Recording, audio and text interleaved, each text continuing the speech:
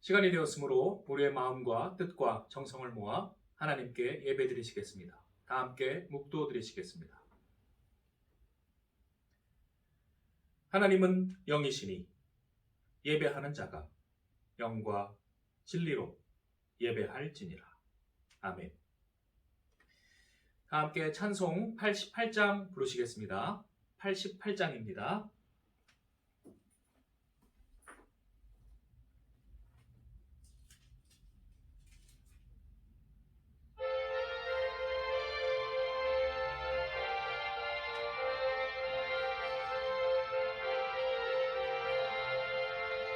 내 진정 사모하는 친구가 되시는 구주 예수님은 아름다워라. 산 밑에 백합화요 빛나는 새벽별 주님 영원할 길 나주었도다. 내 맘이 아플 적에 큰 위로 되시며 나 외로울 때 좋은 친구라. 주는 저 산 밑에 백합 빛나는 새벽별 이 땅 위에 비길 것이 없도다. 내 맘의 모든 염려 이 세상 도락도 주님 항상 같이 하여 주시고 시험을 당할 때에 악마의 개교를 즉시 물리치사 나를 지키네. 온 세상 날 버려도 주 예수 안 버려 끝까지 나를 돌아보시니.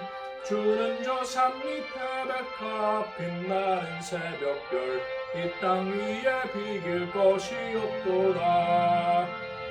내 맘을 다하여서 주님을 따르면 길에 길이 나를 사랑하리니. 물불이 두렵잖고 장검도 겁없네. 주는 높은 산성 내 방패시라. 내 영혼 먹이시는 그 은혜 누리고 나 친히 주를 뵙기 원하네.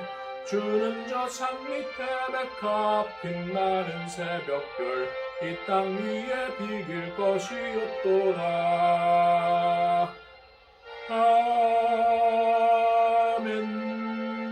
아멘. 오늘 예배를 위하여 최금순 집사님 기도해 주시겠습니다.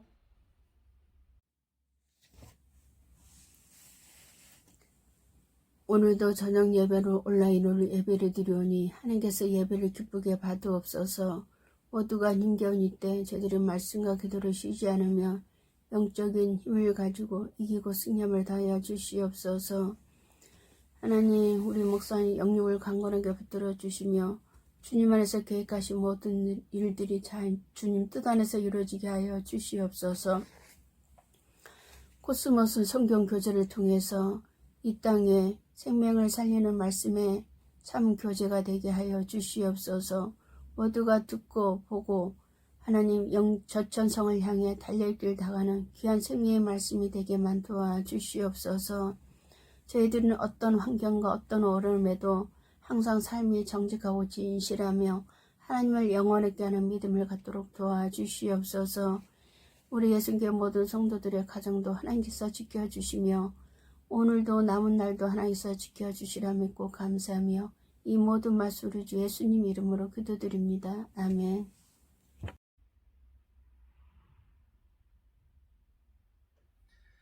함께 나누실 하나님의 말씀은 고린도 후서 6장 9절입니다.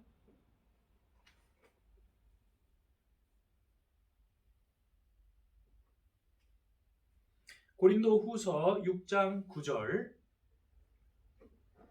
다 찾으신 줄 알고 합독하시겠습니다.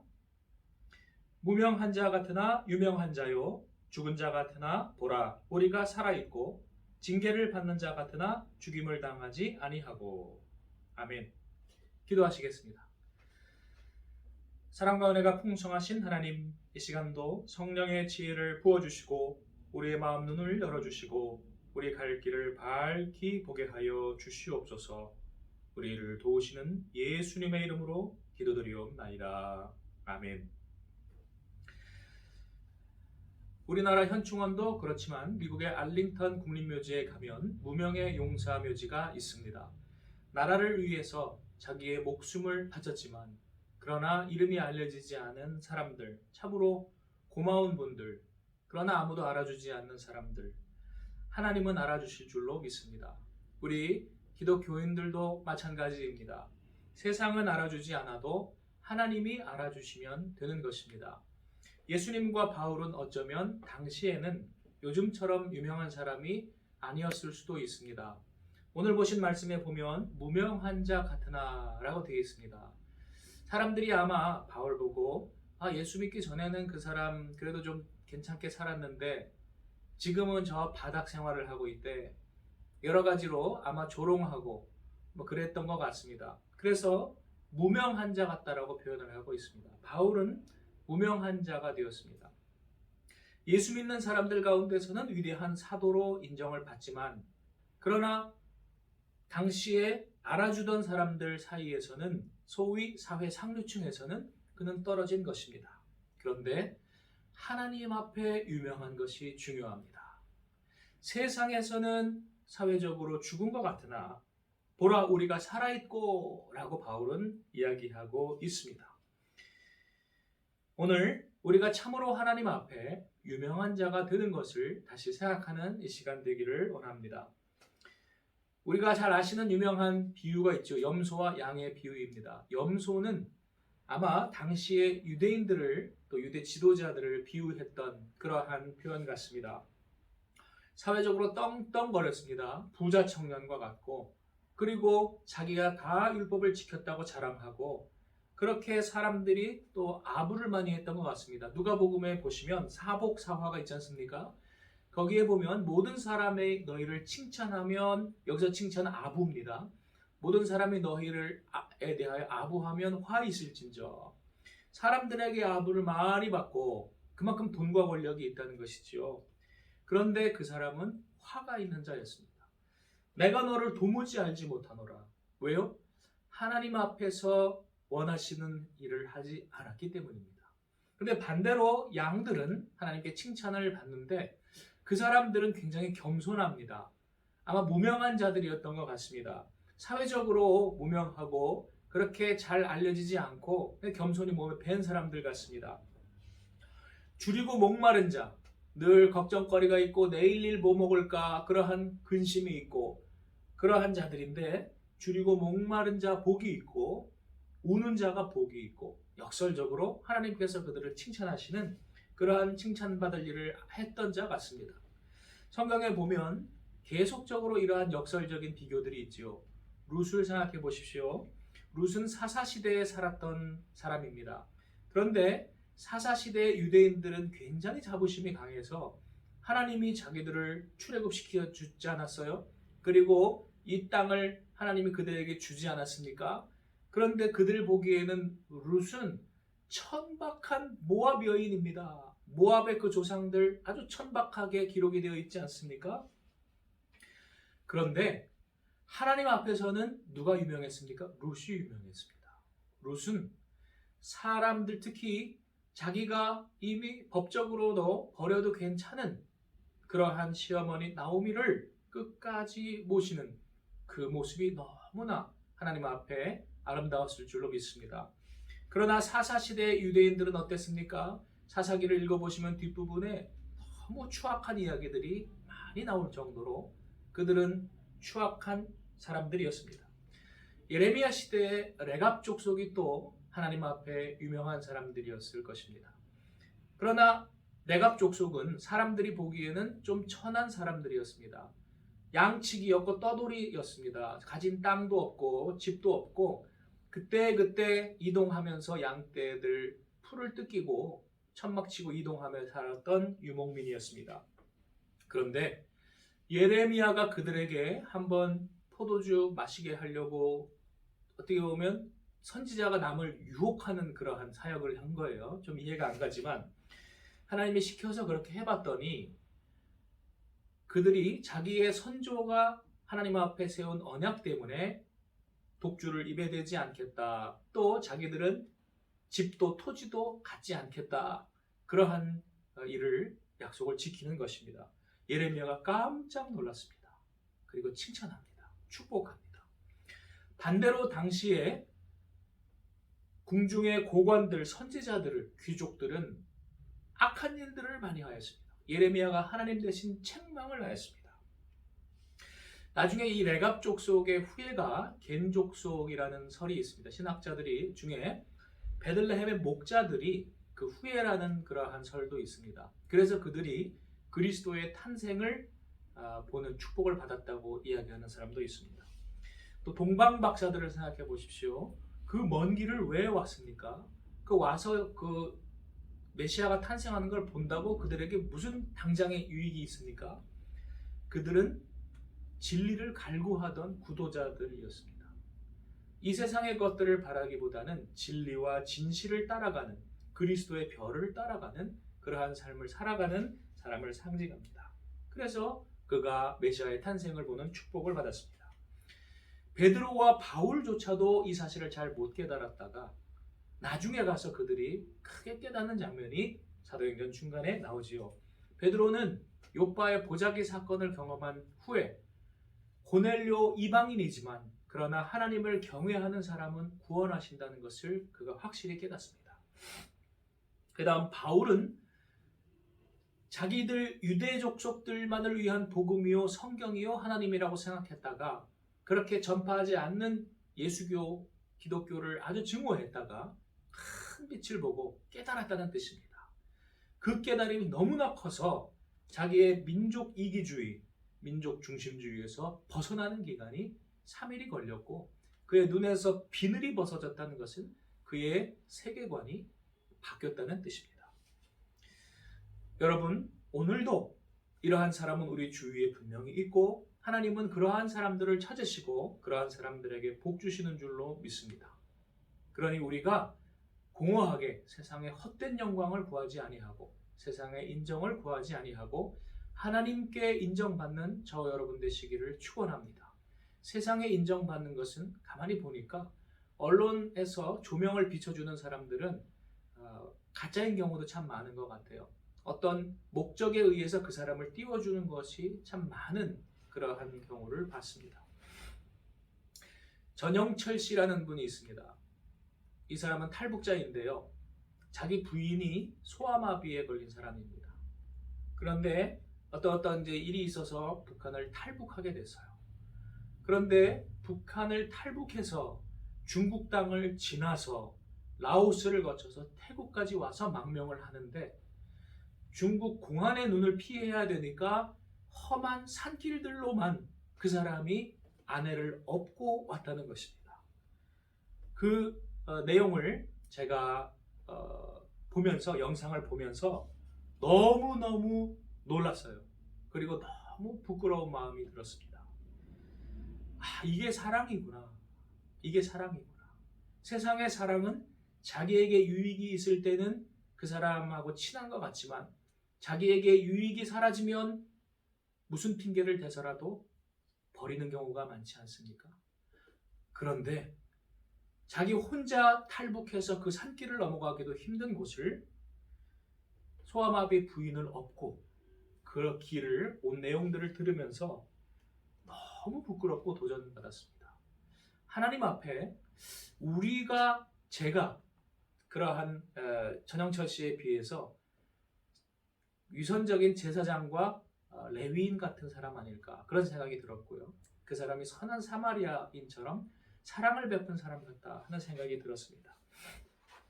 하나님은 오늘 이러한 사람을 찾으시고 또 인정하시고 유명하다고 하십니다. 우리가 하나님께 인정받기 위해 사랑을 그러면 나눠줘야 할 터인데 우리 주위에 그렇게 업고 다닐 사람을 찾는 것도 물론 그런 일이 있을 수 있겠지만은 우리 가까운 사람들, 내 가족들과 동포들을 혹시 버리고 있는 사람이 있다면 그들을 위해 섬기고 사랑하는 것이 또 중요합니다. 지난 3월 2일은 북한 인권법이 통과된 지 5년 되는 날입니다. 우리가 같은 동포이면서도 서양의 부끄러운 그러한 법인데요.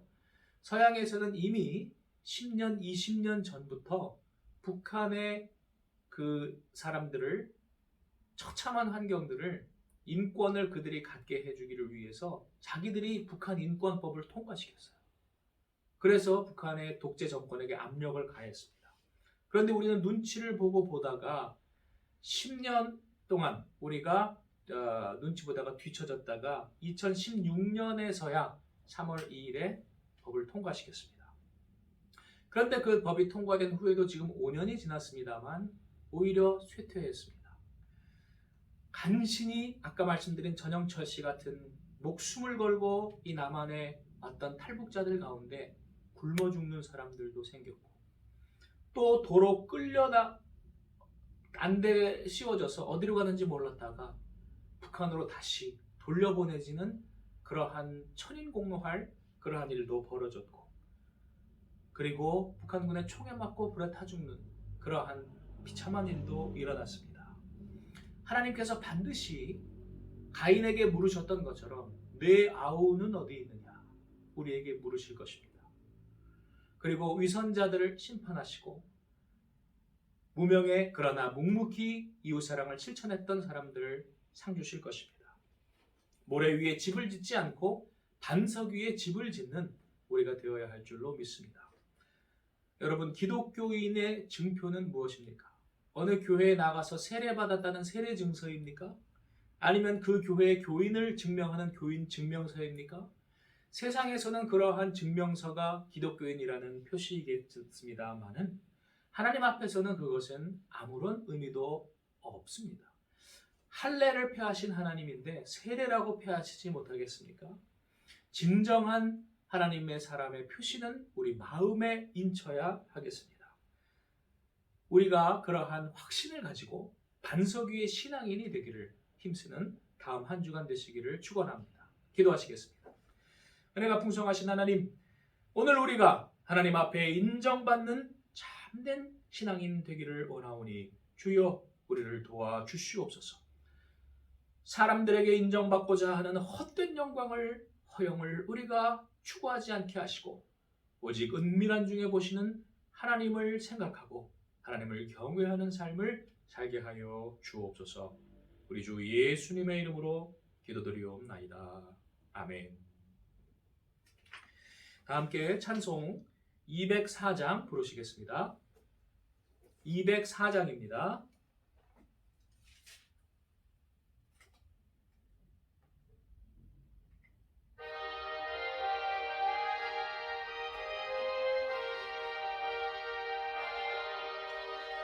주의 말씀 듣고서 준행하는 자는 반석 위에 터닫고 집을 지음 같아.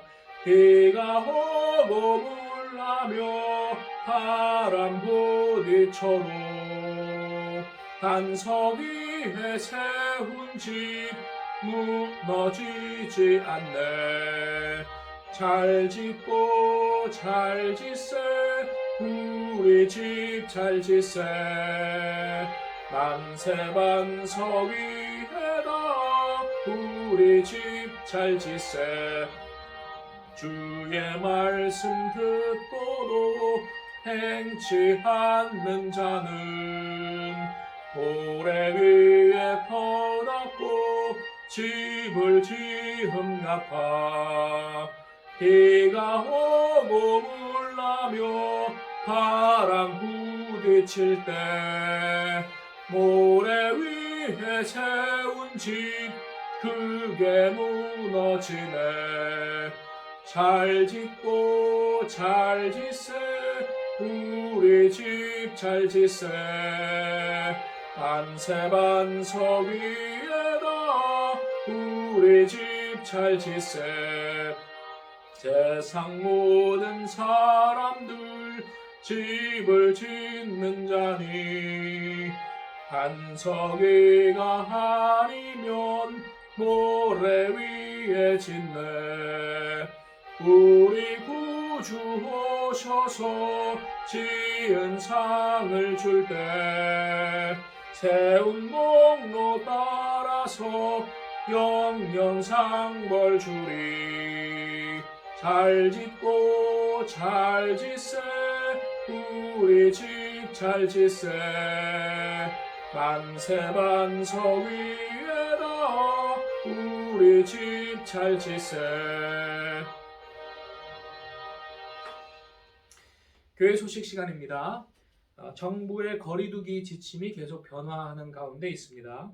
그래서 현장 예배를 드릴 수 있게 되면 바로 여러분들께 문자로 연락을 드리도록 하겠습니다. 30%로 다시 이제 올라가면 모일 수 있는 숫자가 30%가 되면 그때 우리가 모일 수 있도록 하겠습니다. 문화부에서 오후에 나오셔서 화단 정리 작업을 해주셨습니다. 감사드리고요. 본격적인 그 모종을 사다가 심는 것은 식목일 4월 5일 그때 지나서 한다고 합니다. 오후에 당회 운영위원회 대표자 회의를 통해서 코스모스 아카데미 발전 방안을 토의했습니다. 여러 좋은 안건들을 주셨고요.